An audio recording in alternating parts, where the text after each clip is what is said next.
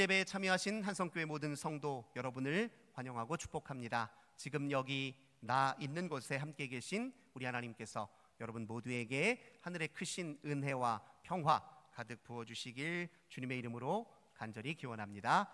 영성을 함양하다, 이런 주제로 말씀 증언하고 있습니다. 오늘은 그 6번째 시간으로 말씀을 먹다, 이런 제목으로 함께 은혜 나누도록 하겠습니다. 우리 성도님들이 애송하는 시 중에 시편 1편이 있습니다.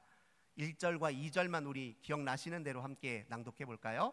복 있는 사람은 악인들의 꾀를 따르지 아니하며 죄인들의 길에 서지 아니하며 오만한 자들의 자리에 앉지 아니하고 오직 여호와의 율법을 즐거워하여 그의 율법을 주야로 묵상하는도다. 아멘. 우리 시편 기자는 우리 인생에 4가지 갈림길이 있다라고 말하고 있습니다. 그중 3길은 그 끝을 알 수 없는 길이에요. 불명확합니다. 아무것도 보장되지 않은 길이에요. 그런데 이상하게 사람들이 이 3길을 즐겨 찾고 우리의 마음도 그런 길을 선호합니다. 마지막 4번째 길은요, 그 끝이 보장돼 있어요. 명확하게 약속이 보장된 길입니다. 그런데도 불구하고 사람들이 길을 찾지 않는 마치 좁은 길과 같은 길이 있습니다. 이 4개의 갈래길 하나하나를 묵상하다 보면 우리가 어디를 지향해야 되는지 다시 한번 마음에 새길 수 있게 됩니다. 4개의 갈림길 중에 첫 번째 길로 시편 기자가 제시하는 길은 악인들의 꾀를 따르는 길입니다. 악한 본성에 따라 자기 보기에, 자기 소견에 좋은 대로 판단하고 결정하고 행동하는 삶을 가리키는 말입니다. 악한 본성, 나와는 무관한 것 아닌가요? 생각하기 쉽지만 우리 악한 본성은 쉬이 사라지는 것은 아닙니다. 성경은 악한 본성을 한마디로 이렇게 정의해요. 스스로 하나님이 되고자 하는 마음.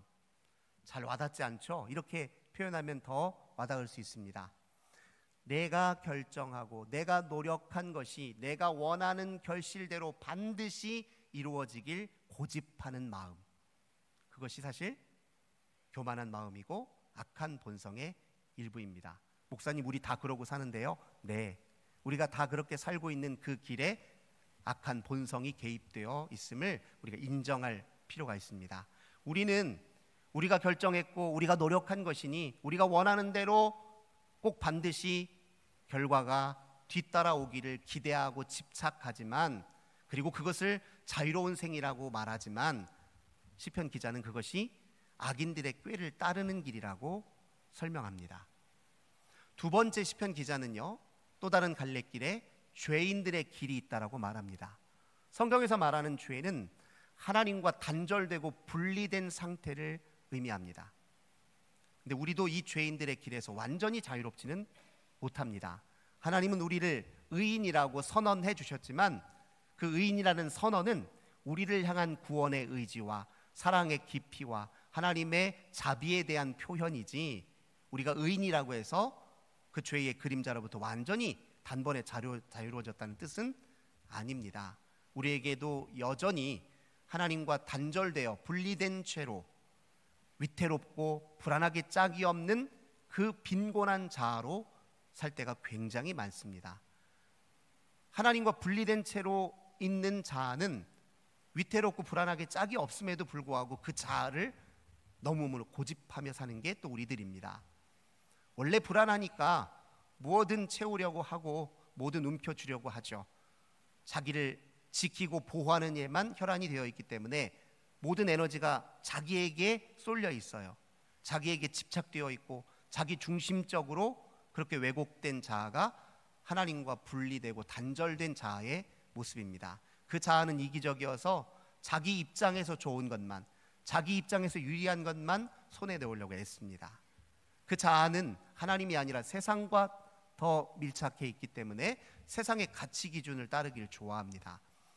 그래서 질적인 향상보다 양적인 부흥을 그렇게 원합니다.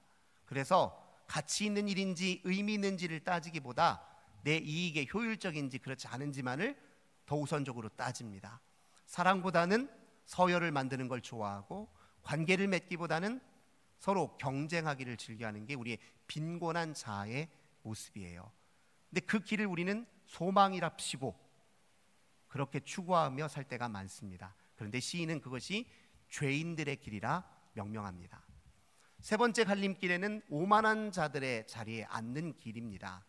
우리의 빈곤하고 결핍된 자아는 불안하니까 모든 손에 쥐어서 자기를 대체할 만한 것, 자기를 가릴 만한 것, 자기를 드러낼 만한 것을 수단으로 자꾸 삼고 싶어 하는데 그 대표적인 것이 명성이에요. 명성은 내 이름의 영향력이라고 정의할 수 있어요. 내 이름의 영향력, 내 이름을 드러낼 수 있는 자리, 내 이름으로 해낸 것들을 자랑할 수 있는 자리, 내 이름으로 뭔가 통제하고 조정할 수 있는 자리를 우리는 즐겨 찾습니다. 근데 그 길이 시인은 끝을 알 수 없는 길이라고 얘기해요. 그래서 그렇게 죄인들의 길을 따르면 어떤 결과가 이어지는지에 대해서는 별로 얘기를 하지 않아요. 우리는 그 길 끝에 좋은 것이 있다 생각하지만 실상은 어떻게 될지 아무도 몰라요.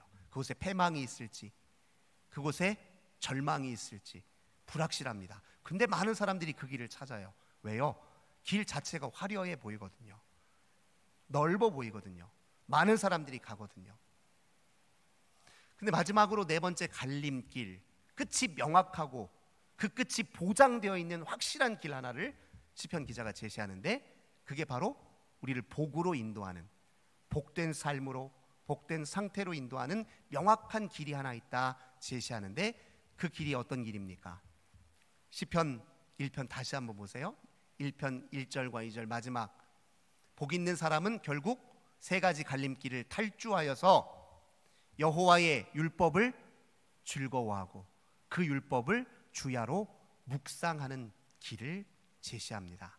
얼마나 단순하고 명쾌합니까? 이 길, 이 단순하고 이 명쾌한 단명한 길이 우리를 그 무엇보다도 복된 삶으로, 복된 상태로 인도한다라고 약속하고 있습니다. 이 말씀은 약속 있는 말씀이고 우리의 미래가 보장된 말씀이고 그 끝이 분명한 말씀입니다. 근데 우리 너무 소홀하게 생각해요. 너무 단순하고 너무 간단하고 그래서요. 에이 목사님 그게 뭐 대수로운 일이라고 정말 그렇게 한다고 해서 뭐 내 인생이 확 달라지길 합니까? 정말 그렇게 행복과 자유와 기쁨이 있습니까? 정말 그런 삶이 좋은 삶입니까?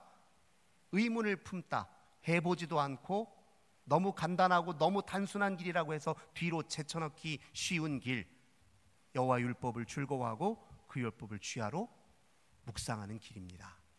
여호와 율법을 즐거워한다는 것은 그 가치와 의미, 말씀의 가치와 의미를 알아서 기꺼이 내 마음에 받아들이는 것을 의미합니다.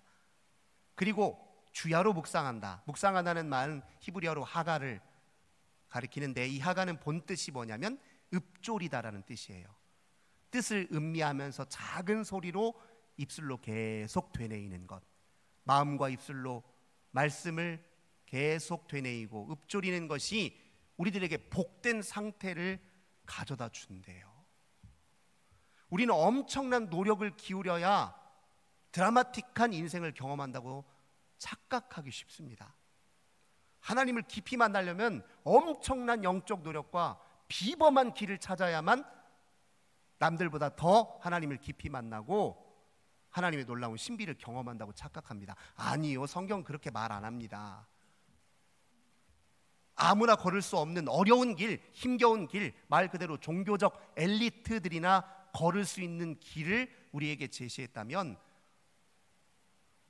수많은 사람들이 어떻게 하나님의 은혜를 경험할 수 있었겠어요? 하나님은 누구나 마음만 먹으면 걸을 수 있는 길, 너무 단순하고 너무 간단하고 너무 명료해서 의구심이 들 정도로 아주 명쾌한 길을, 마음만 먹으면 누구나 길을 걸을 수 있는 쉬운 길을 우리에게 제시합니다.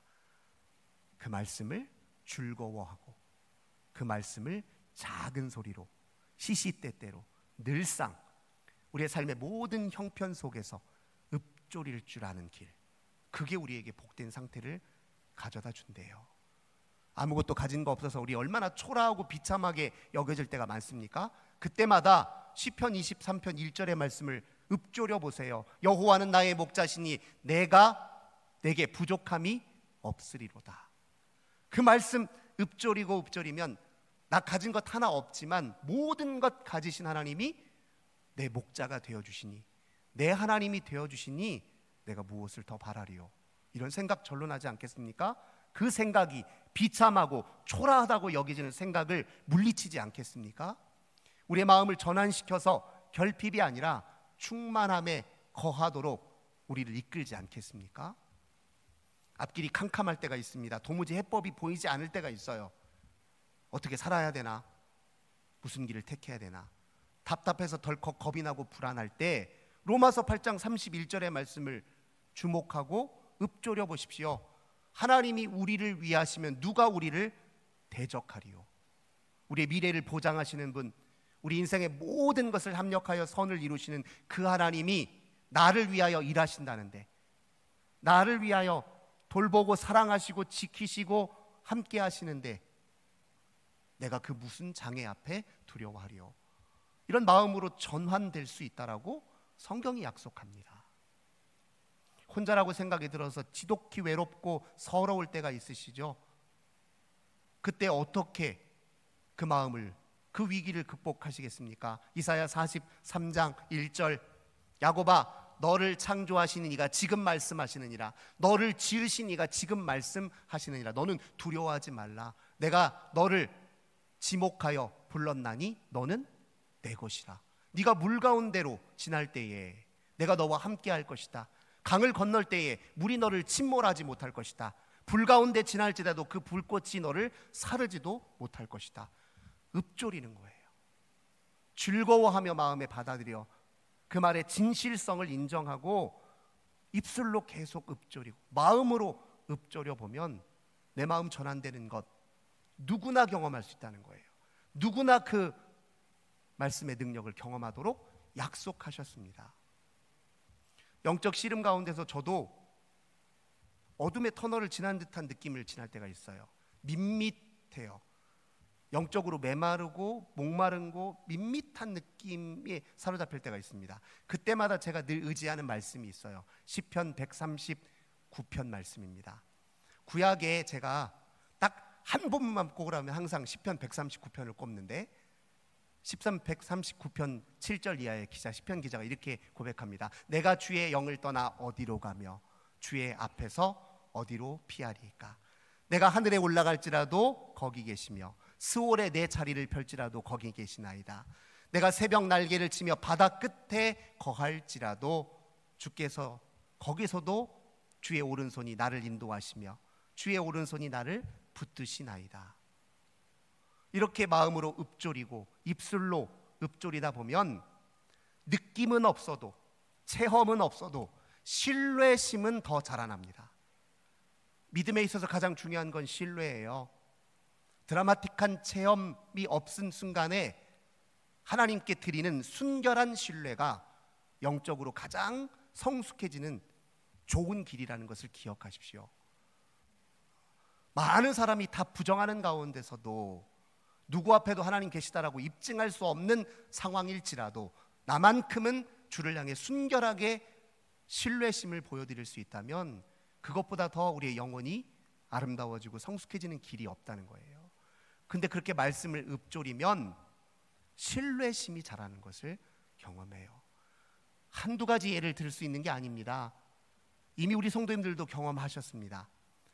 그 단순한 말씀을 즐거워하고 작은 소리로 읊조리는 그 실천, 그 단순한 실천 하나가 우리의 마음을 얼마나 놀랍게 변화시키고 우리 삶을 새롭게 열어주는지 우리 이미 경험적으로 잘 알고 있습니다. 근데 우리 그 길 잘 찾지 않으려고 해요. 그거보다 더 대단한 길이 따로 있다고 착각할 때가 많기 때문에 그렇습니다. 그건 말고 더 비밀스럽고 은밀한 것이 따로 있어서 남들은 그걸 알아서 하나님께 더 많은 복을 받고 있다라고 착각하고 있기 때문에 그렇습니다. 아니요, 성경은 너무나 쉬워서 의구심이 들 정도로 단순하고 명쾌한 길을 복된 길로 인도하는 길이라고 이야기하십니다. 얼마나 주의 말씀을 즐거워하고 그 말씀을 읊조리는데 내 마음을 다하고 계십니까? 시편 기자가 말씀을 읊조리다 할 때 그 읊조리는 건 마치 우리가 음식물을 입에 넣고 오물오물 씹는 행위와도 유사합니다. 실제로 12세기에 카르투시오 수도원의 수도원장을 지냈던 귀고 2세라는 분이 수도사들의 사달이라는 책에서 이 성경 읽기를 이렇게 비유한 적이 있어요. 음식을 입에 넣고 잘 씹어서 그 음식의 맛을 추출하여 그 달콤함을 음미하고 기뻐하는 것, 성경 읽기를 이렇게 묘사한 적이 있습니다. 어떤 때는 말씀을 읽어도 밋밋할 때가 분명히 있어요. 그래서 우리가 곱씹는 거예요. 그래서 우리가 읊조리는 겁니다. 반복해서 지속적으로. 맛없는 음식들이 그렇잖아요. 강한 맛을 품지 않은 음식들이 되게 그런데 오래 씹으면 단맛이 나지요. 쌀도 오래 씹으면 너무 달고요. 쓴맛도 오래 씹으면 단맛으로 달라지고요. 말씀을 오래 씹으면 맛이 추출된다는 거예요. 그 맛의 달콤함과 기쁨이 우리의 마음을 전환시키고 우리의 삶에 가장 변화의 큰 동력으로 작용할 수 있다라고 많은 사람들이 힘주어 이야기합니다. 말씀은 이렇게 그래서 먹어야 돼요. 씹어야 됩니다. 오늘 우리가 읽었던 이 본문에서도 하나님은 에스겔 선지자에게 하나님의 말씀이 적힌 두루마리를 어떻게 하라고 해요? 먹으라고 얘기해요. 내 배에 채우고 창자에 채우라고 이야기합니다. 말씀은 이렇게 접근해야 된다고 지금 힘주어 강조하고 계신 것이죠. 에스겔 선지자가 누구입니까? 그는 바벨론이 유다를 침공했던 주전 597년에 포로미루로 끌려갔던 사람이에요. 제사장 가문 출신입니다. 그가 끌려갈 때 유다의 통치자였던 여호야긴 왕도 함께 끌려갔습니다. 기술공도 지도자들 중 일부도 함께 여호야긴 왕과 또 에스겔과 함께 끌려갔어요. 끌려간 지 얼마 몇 해 지나지 않아 주전 593년에 그는 하나님께 부르심을 받습니다. 선지자로 부름을 받아요. 근데 이때는 부름받을 이때는 아직 유다가 완전히 멸망한 때는 아닙니다. 여호야긴 왕이 포로로 끌려갈 때 바벨론 제국은 유다 현지에 시드기야 왕을 대신 왕으로 세워서 친바벨론 정권을 이루도록 그렇게 종용했어요. 그때는 아직 유다가 멸망하지 않은 상태입니다. 그런데 그 상황에서 에스겔이 받았던 메시지는, 첫 번째로 받았던 메시지는 충격적인 메시지입니다.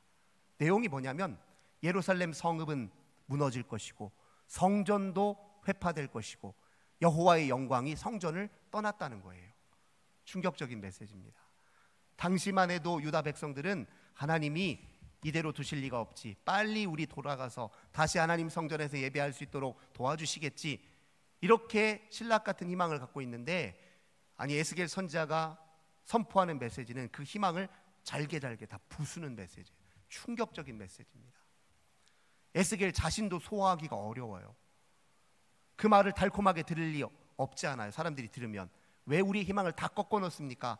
무슨 그런 말도 안 되는 얘기를 하나님의 말씀인 양 선포하고 있습니까? 저항하고 조롱할 사람들이 얼마나 많냐고요. 그래서 하나님께서 에스겔 선지자에게 말씀을 먹으라고 얘기합니다. 소화시키라고 얘기해요. 말씀과 내가 하나가 되게 하라, 이렇게 명하신 겁니다. 그래야 격변의 시대에 흔들리는 풍랑 속에서 진실의 메시지, 진리의 메시지, 하나님의 말씀을 바로 선포할 수 있기 때문에 그렇습니다. 단단하게 말씀 앞에 세워져서 그 말씀과 혼연일체가 되어 선포된 그 말씀이 유다 백성들에게 닿으니 그들에게 회개의 운동이 일어난 것입니다. 그래서 말씀을 먹으라고 얘기해요. 우리도 말씀을 먹어야 말씀의 능력을 경험할 수 있습니다.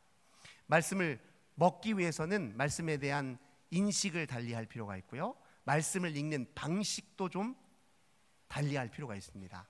하나님의 말씀 우리가 왜 읽습니까?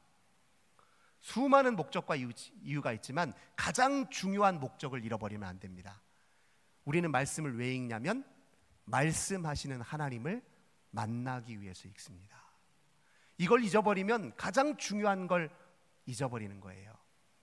포로로 끌려왔던 유다 백성들은 성전에 더 이상 갈 수 없다는 것이 매우 비극적으로 받아들여졌어요. 성전에 가야 예배를 드리며 하나님을 만나는데 아니 타국에 끌려와 있으니 성전에 더 이상 갈 수가 없는 거예요. 가고 싶어도. 그때 하나님은 어떤 말씀으로 다가오셨느냐? 말씀이 곧 하나님을 만나는 자리라. 그렇게 설명하시고 에스겔 선지자를 통해서 말씀을 매개로 하나님을 만나는 법을 열어주셨던 것입니다. 우리가 알고 있는 유대교의 회당들은 다 이 바벨론 포로 시기를 거쳐서 만들어진 제도예요. 회당에서는 제사를 지내지 않습니다. 속죄 제사를 지내는 것이 아니에요.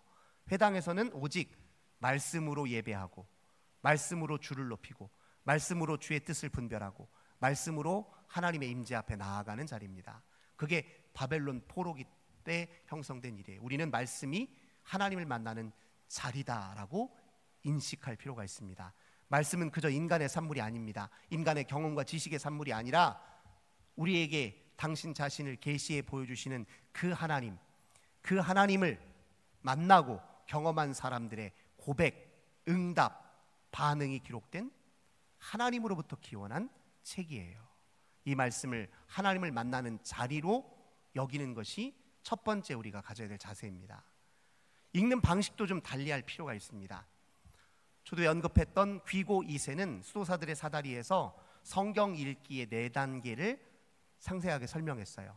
성경을 통해 하나님을 만나고 하나님을 중심에 모시고 하나님과 연합하기 위한 성경 읽기를 위해서 4가지 단계 방법을 제시합니다. 첫 번째는 읽기인데요, 우리 성도님들도 꼭 따라서 실천해 보시기를 권면을 드리면서 설명드립니다. 읽기 단계에서는 천천히 소리내어 읽습니다. 소리내어 읽기 어려운 환경이면 소리를 우리가 마음속으로 읽으면 마음 소리가 들리잖아요. 성경을 읽는 마음 소리가 들리잖아요. 천천히 소리내어 읽습니다. 모든 성경의 구절은 내가 느끼지 못하더라도 우리 가슴 속에 파장을 불러일으킵니다. 근데 어떤 구절과 말씀은 좀 더 강한 파장으로 다가와요. 가슴을 좀 더 강하게 진동시키는 말씀과 구절이 있습니다. 그때 잠깐 멈춥니다. 그 말씀은 분명히 하나님이 내게 주신 메시지가 있을 텐데, 하나님 지금 나에게 무슨 말씀을 하고 싶으신 것 같은데 라는 느낌이 있을 때 잠깐 멈춥니다. 그리고 그것이 무엇인지 곰곰이 들여다봅니다. 이게 자연스럽게 두 번째 묵상 단계로 넘어가요. 내 가슴을 진동시키는 그 말씀을 기초로 다시 본문을 천천히 두 번째 또 읽어요. 천천히 읽습니다. 그리고 본문의 상황과 나의 삶의 현실을 대비시켜 보는 거예요. 내 삶의 한계, 죄된 본성, 내가 닥쳐있는 장애, 나의 삶의 현실의 핵심적 문제를 말씀과 대비시켜서 살펴보고 이해합니다. 하나님이 지금 내게 지키라고 우선적으로 지켜야 될 메시지로 무엇을 주시는지 곰곰이 생각해 봅니다. 이게 묵상이에요. 그 묵상은 자연스럽게 기도로 이어집니다. 왜 그렇습니까? 말씀이 가슴을 울리고 나를 비춰주고 내 길을 보여주면요, 기도가 절로 나올 수밖에 없어요. 하나님, 그렇군요. 이게 내 문제였군요. 이게 내가 가야 될 길이군요. 주님, 감사합니다. 깨닫게 해주셔서 감사합니다. 이 길 걸을 수 있는 용기를 주소서. 이 장애 극복할 수 있도록 저를 불쌍히 여겨주소서. 기도가 절로 나와요. 기도가 잘 되지 않는다고 하는 분들이 있어요. 기도할 거리가 없다고 말하는 분들이 있습니다. 말씀이 해법입니다. 말씀을 기초로 기도문이 열립니다. 말씀을 자근자근 씹고 곰곰이 묵상하고 입술로 계속 읊조리는 가운데 기도거리가 생각나고 기도해야 될 것이, 우리의 기도의 성숙이 이루어지기 시작합니다. 기도가 깊어지고 깊어지면 두 가지 현상이 일어나요. 평안과 확신이 일어납니다. 경험 많이 해보셨죠? 그 평안과 확신 속에 우리는 하나님의 임재 안에 머물러 쉼을 경험합니다. 그때 하나님이 우리의 마음을 어루만져 주시고 우리의 마음문이 활짝 개방되어서 내가 하나님을 더 가까이 모시는 일이 일어나요. 성경 읽기를 이렇게 읽는 것으로 시작해서 하나님의 품 안에 온전히 머물러 쉬고 주님께 나를 다 맡기고 주님을 중심에 모시는 일로 귀결시키는 것이 귀고 2세가 우리에게 제안하는 성경 읽기입니다. 이걸 일컬어 일명 거룩한 독서라고 말합니다. 기독교 역사 속에 이 거룩한 독서 방식으로 성경을 읽고 그 속에서 하나님을 만난 사람들의 체험이 많습니다. 사랑하는 성도 여러분, 인생의 수많은 변화에 다 성경이 있었습니다. 이스라엘 역사 속에 가장 아름답게 찬란하게 꽃을 피웠던 시대가 언제냐? 바벨론 포로기였어요. 그 시기에 성전이 없었기 때문에 오직 성경만이 하나님과 매개 관계 맺고 만날 수 있는 유일한 통로였어요. 그때 우리가 지금 읽고 있는 구약 성경의 가장 중요한 율법서 5권이 문서화되고 완성됩니다. 이스라엘의 역사서들이 그때 하나님의 말씀에 비추어 자기 역사를 성찰하며 만들어집니다. 그때 이스라엘은 가장 유대교의 기초와 가장 중요한 종교적 뼈대가 그때 다 형성돼요. 종교개혁의 시대, 가톨릭이 타락하고 성직자들이 부패했을 때 그 부패함을 돌파하여 새로운 새 시대의 하나님의 뜻을 펼쳤던 종교개혁가들, 그들이 주창했던 게 무엇입니까? 오직 성경, 오직 믿음, 오직 은총.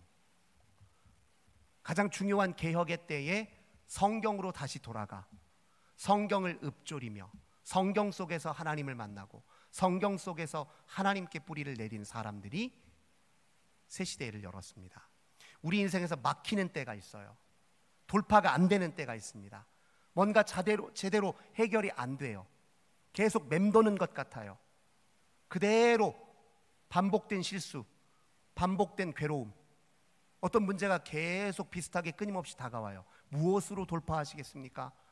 어디에 기대어 그걸 뛰어넘으시겠습니까? 무엇을 디딤돌 삼으시겠습니까?